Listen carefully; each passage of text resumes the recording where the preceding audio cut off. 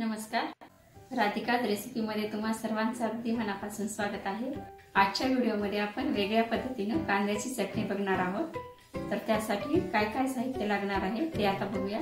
तत्पूर्वी तुम्ही जर आपल्या चॅनलवर नवीन असाल तर व्हिडिओला लाईक आणि चॅनलला सबस्क्राइब करायला विसरू नका।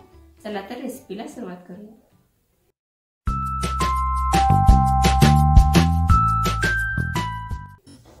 या ठिकाणी मी 5 ते 6 कांदे कट करून घेतलेले आहेत। ओबडधोबड घेतले तरी चालतात। मिक्सरच्या भांड्यामध्ये टाकून आपल्याला ग्राइंड करून घ्यायचे आहे।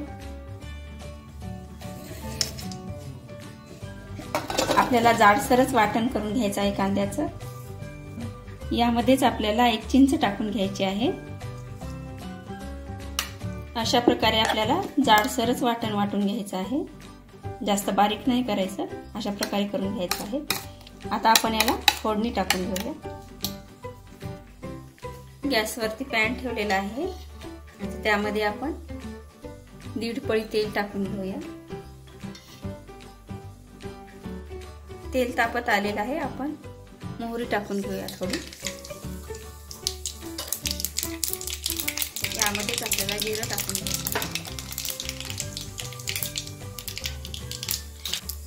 थोडीशी हळद टाकायची आहे आणि 1 चमचा लाल तिखट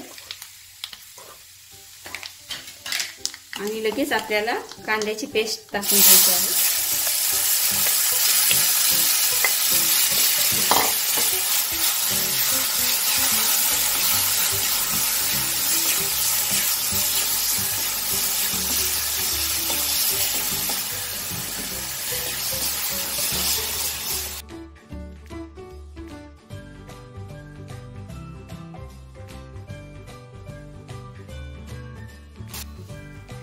यामध्ये चवीनुसार मीठ,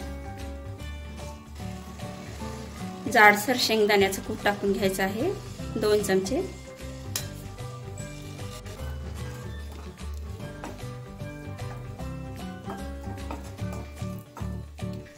जवळपास 50 ग्रॅम आपल्याला गूळ किसून टाकायचा आहे यामध्ये।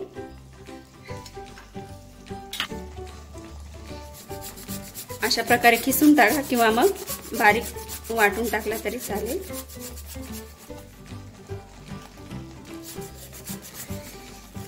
अशा प्रकारे आपली चटणी तयार झालेली आहे।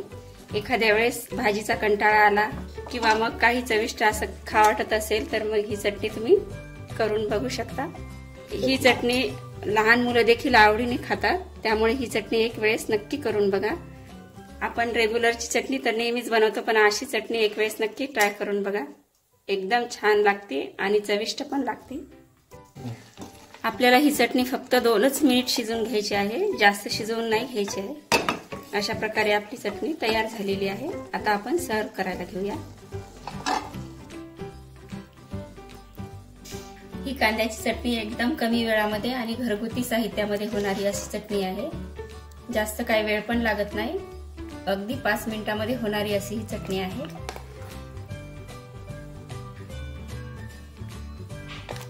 बघू शकता एकदम छान आणि सुंदर दिसत आहे। कलर पण छान आलेला आहे।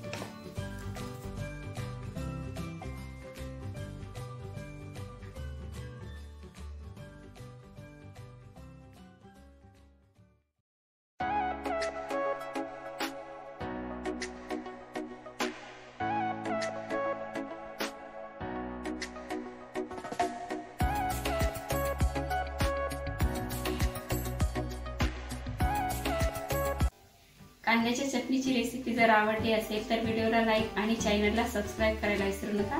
धन्यवाद।